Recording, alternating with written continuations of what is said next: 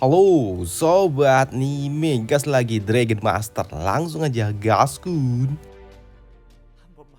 Mereview sedikit dari part sebelumnya setelah Zumingang bertemu dengan pamannya dan juga meminta untuk dapat membuat armor untuk Xiaohi dan juga Xiaoqing.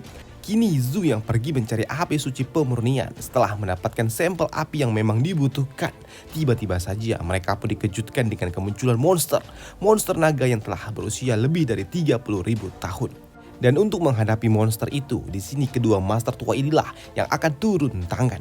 Hei, lihatlah, itu adalah monster yang diperkirakan berusia lebih dari 30.000 tahun. Ayo kita singkirkan beserta monster-monster lainnya yang ada di sekitaran tempat ini, ujar para penjaga itu. Ya, kini ada 3 orang penjaga yang akan mengurus monster naga itu. Dan itu juga membuat gadis ungu ini berujar, "Hei, apakah orang itu adalah master yang ada di tingkatan raja?"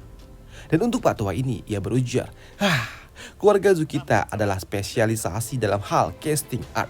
Maka dari itu, tidak banyak anggota keluarga kita yang memang merupakan seorang petarung. Tapi dengan kemampuan spesial milik keluarga kita itu juga, kita dapat membawa satu persatu master kuat jatuh ke pihak keluarga kita, ujar Pak Tua ini. Pak Tua ini juga menambahkan, meskipun tidak semua master kuat mau melayani keluarga kita dengan loyal, tapi selama mereka bekerja untuk keluarga kita dengan bagus, itu udah lebih dari cukup.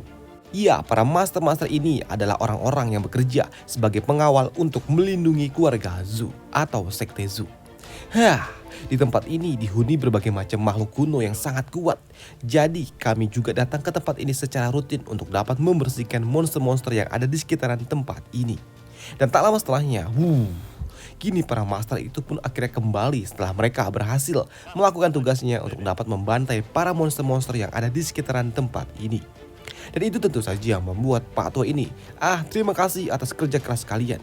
Dan karena tujuan kita telah usai, ayo kita kembali dulu sambut Pak Tua ini.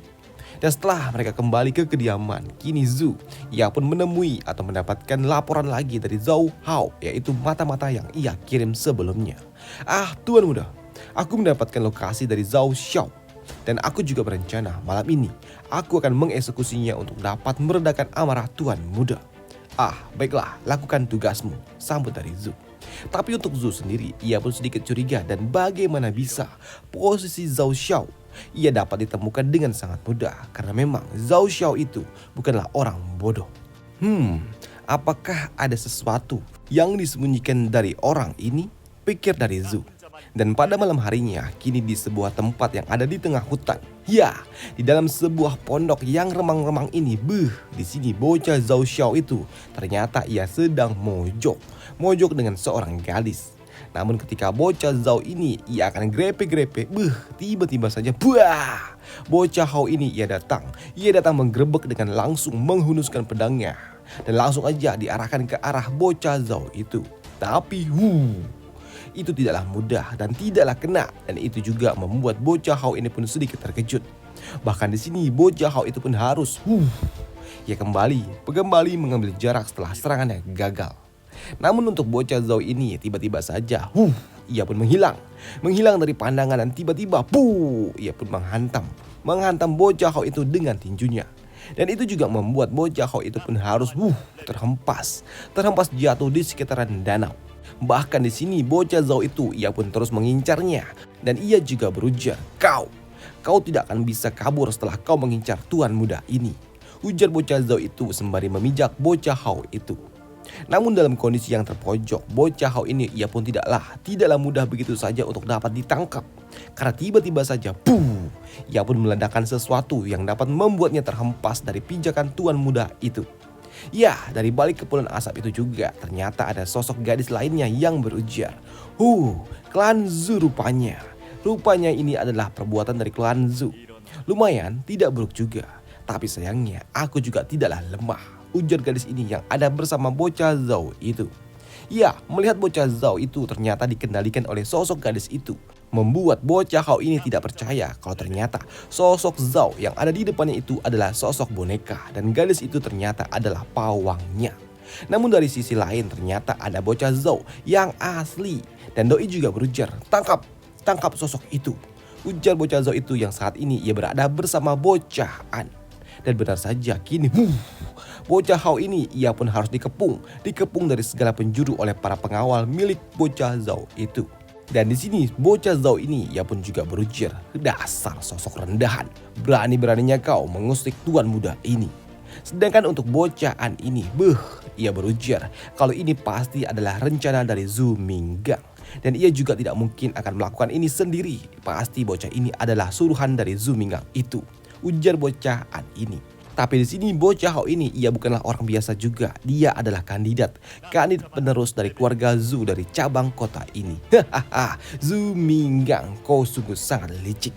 Ya, kau benar. Zhu Minggang memang sangat licik. Jika tidak, ia pasti telah mati di menara bulan itu, ujar gadis pengendali boneka ini.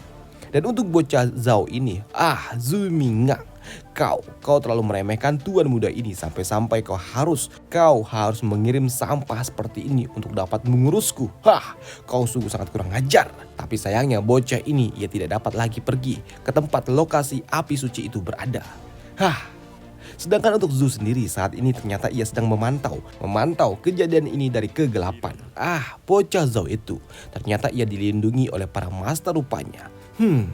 Tapi untungnya aku juga mendapatkan banyak informasi berharga. Kalau ternyata bocah Zhao ini ia tahu tentang alam rahasia tempat api suci itu berada. Dan sepertinya memang ada pengkhianat di antara kami semua yang memang pergi ke tempat pengambilan api suci itu. Dan untuk bocah Hao itu, saat ini sudah tidak lagi ada alasan bagi diriku untuk dapat mencurigainya. Maka dari itu aku juga harus memulai aksiku. Aku akan membuat kalian semua yang ada di tempat ini merasakan kristal angin dandelion dan juga api suci itu. Dan untuk bocah Hao sendiri saat ini ia ternyata telah terkepung. Sial. Saat ini aku gagal dalam menjalankan misi dari tuan muda. Dan saat ini aku malah tertangkap. Sial. Apakah ini akhir dari hidupku? Apakah aku akan mati di tempat ini? Sungguh sangat sial. Tapi tiba-tiba saja di sini bocah Hao ia pun ternotis ketika ia melihat ada kristal angin dandelion tepat melintasi mereka.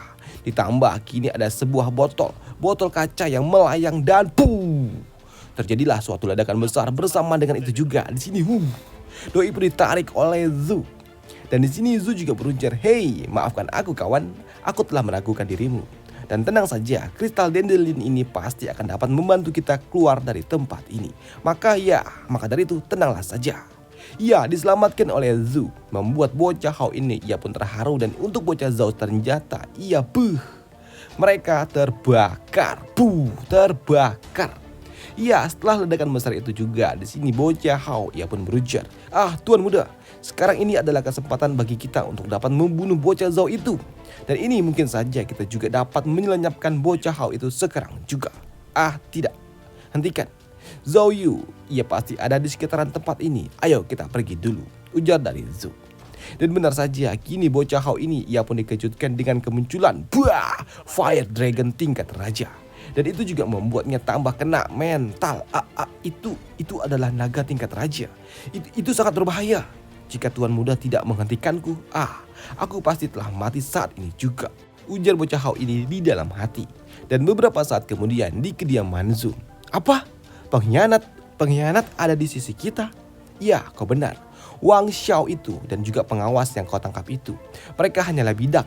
Dan untuk pengkhianat yang sebenarnya, dia pasti ada di kelompok yang sama dengan kita. Kelompok yang pergi ke alam rahasia untuk dapat mengambil api suci itu.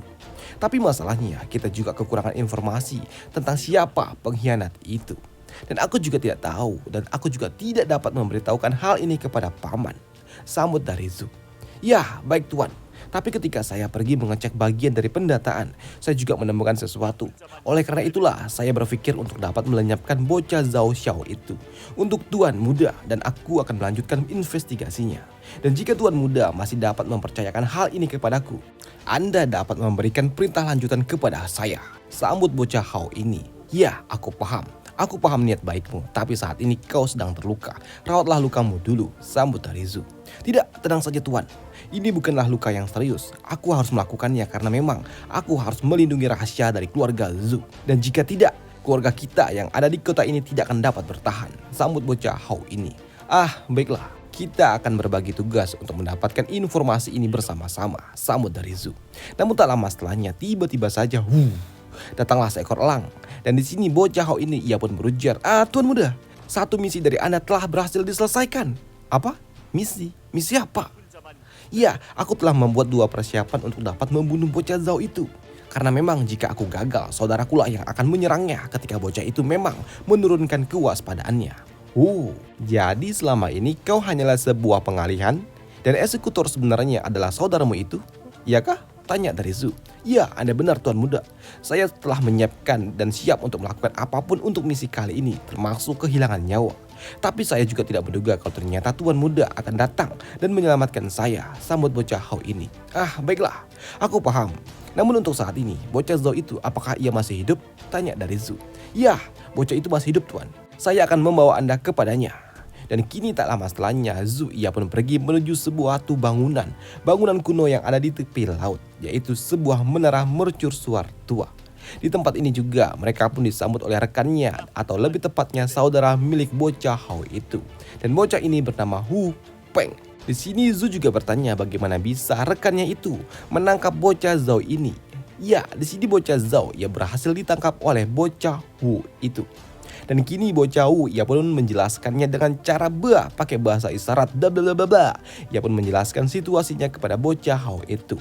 Dan untuk Zhu ternyata ia heran, lah ini ngomong apa cok. Namun untuk bocah Hao ini yang paham dengan bahasa isyarat dari bocah Wu itu, doi pun menjelaskannya kalau ternyata rekannya itu ia berhasil menangkap bocah Zhao saat ia berada di balai perawatan. Karena memang bocah Zhao itu juga harus terluka setelah ia terkena beberapa luka bakar di tubuhnya. Bocah Hao ini ia juga menjelaskan kalau sebenarnya rekannya itu bisa saja menangkap bocahan juga saat itu. Tapi sayangnya karena memang demi masalah keselamatan di sini bocah Wu ia pun hanya dapat mengamankan target ini saja, yaitu bocah Zhao ini. Baiklah, kau sungguh sangat luar biasa, sambut dari Zhu kepada bocah Wu itu. Dan karena memang bocah Zhao ini telah tertangkap, maka dari itu kini adalah waktunya untuk interogasi, sambut dari Zhu.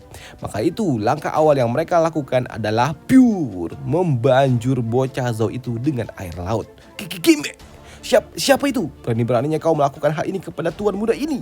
Apakah kalian tidak tahu siapa aku? Ujar bocah Zhao itu yang panik ketika ia diguyur oleh Zhu. Namun setelah bocah Zhao ini sadar, di sini Zhu pun berujar, "Oi, bocah kampret, ini bukanlah ibu kota, jadi kau tidak punya hak atau jaminan untuk tetap hidup." Hei, melihat yang melakukan ini ternyata adalah Zhu Mingang, membuat bocah Hao ini pun kesal. "Oi, Zhu Mingang, apa yang kau lakukan? Aku ini adalah tuan muda dari keluarga kekerajaan. Tindakan kau ini adalah tindakan kejahatan. Kau bisa dihukum. Kau dan juga keluargamu bisa dihukum mati." Apa? Hukum mati? Hukuman mati. Hei kampret, ini bukanlah kali pertamanya kau dibunuh.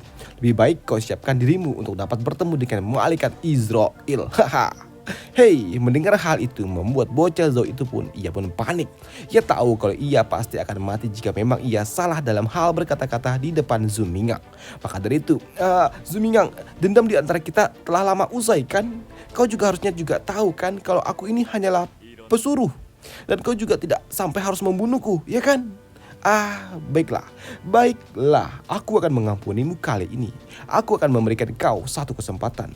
Di tempat ini, siapa mata-mata yang kalian kirim di keluargaku? Jika kau tidak dapat mengatakannya, kau akan merasakan api ini lagi. Api yang akan membakar kau sampai mati. Hei, mendengar dirinya akan dibakar hidup-hidup oleh Zhu membuat bocah Zhao ini ia pun panik. Zhu Mingang, aku tidak tahu. Aku benar-benar tidak tahu. Sungguh. Oh, orang yang kau cari itu, ia hanya berbicara dengan Zhao Yu, bukan aku. Aku tidak tahu siapa-siapa dan aku tidak tahu siapa orang itu. Percayalah kepadaku Zhu Mingang.